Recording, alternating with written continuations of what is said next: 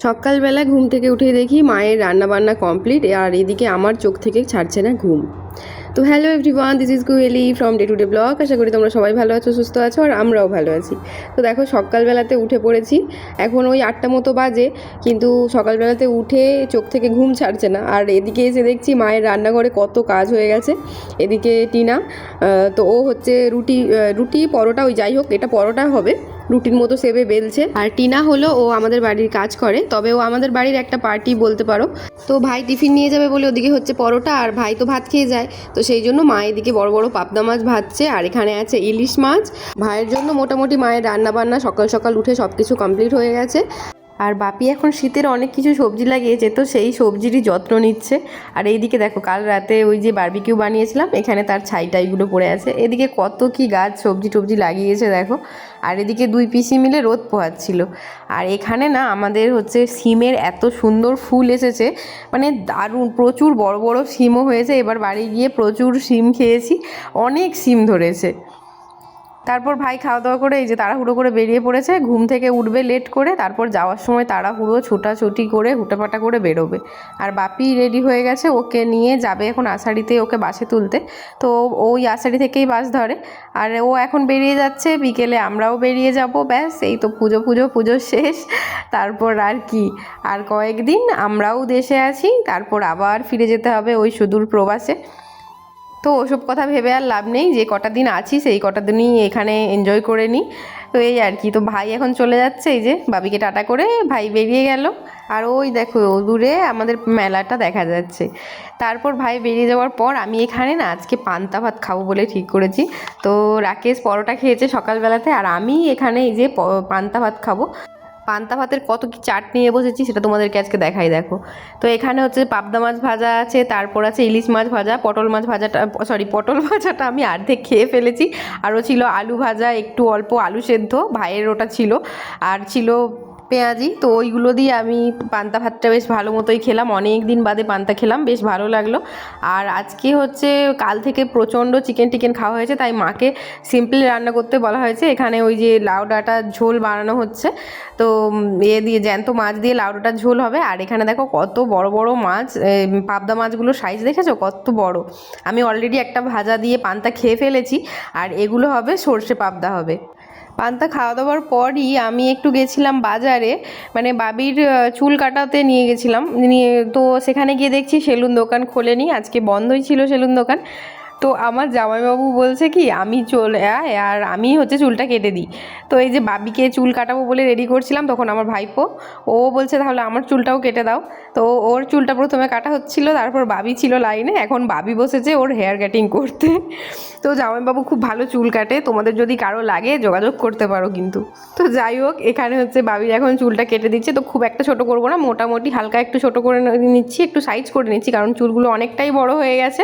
আর তারপর আমি যখন আবার দুবাই চলে যাব, তো দুবাই যাওয়ার আগে ভেবেছি একটু বেশ ছোট করে কাটিয়ে নিয়ে যাব। বাবি মনে হয় এই প্রথমবার এত শান্তভাবে বসে চুল কাটছে। চুল কাটার সময় হলেই ছোটো বাচ্চাদের যেটা হয় কান্নাকাটি, তো আগের বারটাতেও করেছিল, চুপচাপ ছিল মোটামুটি। আর এই বারটাতে আমি নিজে দেখছি আর কি যে শান্তভাবে চুল কাটছে। আর তারপর দেখো এখন বাজে প্রায় ওই 1:30 মতো। আর এখন রাকেশ বলছে কি এখন পুকুরে একটু চলো জাল ফেলা যাক। তো ও তো জাল টাল ফেলতে জানে না, আর আমার জেঠু অলরেডি স্নান করে নিয়েছে। তো বাপি বলছে যে আমি ফেলবো জাল, দেখি পড়ে কিনা। আর আমি বাপিকে বলছি তুমি কোনো দিন জাল ফেলোনি, তোমার জালে মাছ পড়বে? বলছে দাঁড়াও না দেখি কি হয়। তো প্রথম খেয়েতে এত মাছ পড়েছিল, পুরো জাল ভর্তি হয়ে মাছ পড়েছিল। কারণ কি এই পুকুরটাতে সামনেতে অনেক ভাত টাত ফেলা হয়, তো সেই জন্য মাছের পুরো ঝাঁক ছিল সামনে। আর আমাদের এই পুকুরটাতে প্রচুর মাছ আছে, ওই জন্য প্রথম খিতেই একবারে জাল ভর্তি হয়ে মাছ পড়েছে। আর এদিকে দুটো বাচ্চাকে দেখো কি লাফাচ্ছে মাছ পড়া দেখে। তোমার দিদুন উল্টো সিধা করে দিচ্ছে তোমাকে।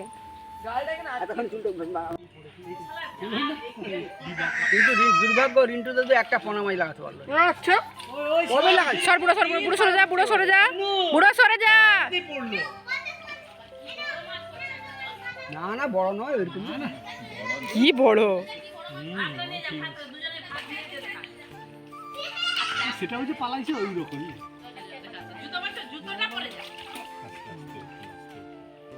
রাবু বাবা ভালো করে লেজটা বাড়ি গেছে, পালিয়ে গেলে অসুবিধা হয়ে যাবে। তিনটে মাছই দরকার লাগবে, চলে আসো। মাছ দেখতে আসছো? মাছ দেখতে? ওই দেখো কত মাছ। দেখেছো সব একই সাইজ।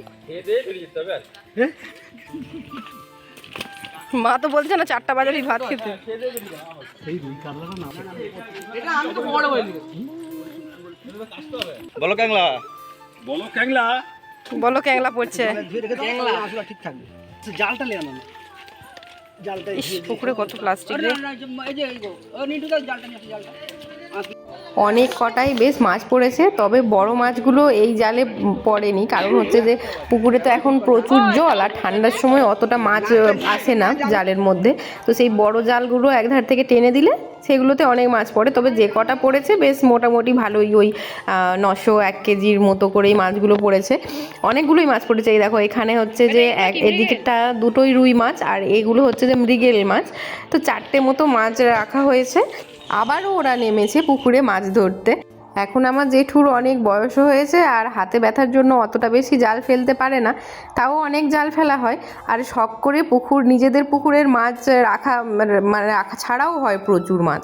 আর আমার বাপি কখনো জাল ফেঁকে না, মানে জাল ফেলে না আর কি পুকুরে। তো সবাই মিলে নেমেছে। আজকের উদ্যোগটা হচ্ছে যে রাকেশ, ওরই কি হয়েছে কে জানে, আজকে হঠাৎ করে বলছে পুকুরে চলো জাল দেবো। এই দেখো মাছগুলো লাফাচ্ছে, দেখেছো তো? ওই স্নান করার সময় রাকেশ প্রথমে বলছে আমাকে, বলছে জালটা এনে দাও তো। আমি বলছি তুমি কোনোদিন জাল ফেলোনি, পারবে? বলছে নিয়ে আসো না দেখি, পুকুরে তো অনেক মাছ আছে, ফেলে দিলে মনে হয় পড়ে যাবে। তো সত্যি কথাই দেখো, তো অবশ্য ও জালটা ফেলেনি, বাপি জাল ফেলেছিল। তো এই যে রাকেশ নেমেছে, আমার জামাইবাবু নেমেছে, তারপর বাপি, আরও হচ্ছে ভাই তো সকালে চলে গেছে, নাহলে ও থাকলে ও নামতো। আরও একটা পাশের বাড়ির ভাই ছিল, আরও একজন ভাইপো ছিল। তো সবাই মিলেই নেমেছে আর কি। তো মাছগুলো চারদিক দিয়ে কেমন খেয়ে দিচ্ছে দেখো। আমেরিকান রুই নাকি? হ্যাঁ, এইগুলো 100 রুই। বাবা, বাবার গায়ে ওরকম ফেলে কেউ? অবশেষে মাছ ধরা এই যে এখানে শেষ হলো। তারপর এই জালটার মধ্যে এখন মাছগুলোকে ভরে জলের মধ্যে জাবিয়ে রাখা হবে। যেহেতু এখন প্রায় ওই 2-2:30 বেজে গেছে মাছ ধরতে ধরতে, তাও এখন কাটাও হবে না আর ভাজা খাওয়াও হবে না, রান্না সবারই হয়ে গেছিলো। তো আজকের মাছগুলো আমরা নিয়ে যাব, মানে জেঠু বলেছে যে আজকে মাছগুলো তোমরা নিয়ে যাও, মানে 4টে মাছ রাখা হয়েছে, দিদি 2টো নিয়ে যাবে আর আমি 2টো নিয়ে যাব। তো সেই জন্য আর কি এখানে দেখো সবারই মানে এখন জাল পরিষ্কার করা হবে। তো ওই জাল টালগুলোকে বেশ সুন্দরভাবে পরিষ্কার করে তারপর মিলে টিলে ধুয়ে পরিষ্কার করে রাখা হবে।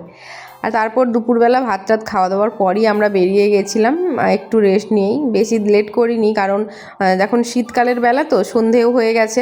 তো এইদিকে দেখো এই যে আমি রেডি হয়ে গেছি, বেশি দেরি করলেই সন্ধে হয়ে যাবে।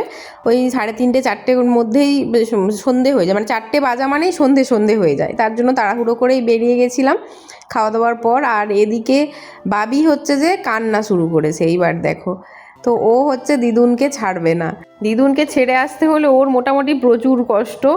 দিদুনকে মানে সাথে সাথে সব সময় থাকতে হবে, দিদুন থাকলে তো ওর আর মানে কিছুই চায় না বলতে গেলে। তো তারপর অনেক বুঝিয়ে সুঝিয়ে ফাইনালি আমরা বেরিয়ে পড়েছি বাড়ি যাওয়ার উদ্দেশ্যে।